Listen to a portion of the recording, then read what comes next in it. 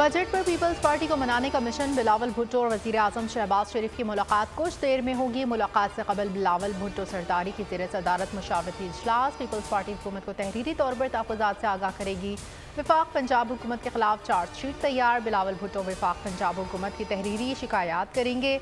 Peoples party वज़ीर आज़म को तहफ़्फ़ुज़ात दस्तावेज़ात की सूरत में पेश करेगी।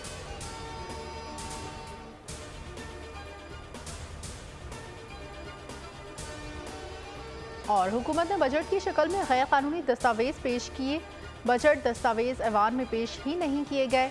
वज़ीर ख़जाना ने एक तकरीर की और बस। अपोजिशन लीडर उमर अयूब ने बजट को डड्डू बजट करार दे दिया। तकरीर में कहा, बजट अवाम के साथ फ्रॉड है, ये मुल्क की बुनियादें हिला देगा। ये बजट गैर कानूनी और अवाम दुश्मन है। उनका वास्ता चकमे वाले लोगों से पड़ गया। पहले लाकर सीट पर बिठाया, अब RA से सीट को काट रहे हैं।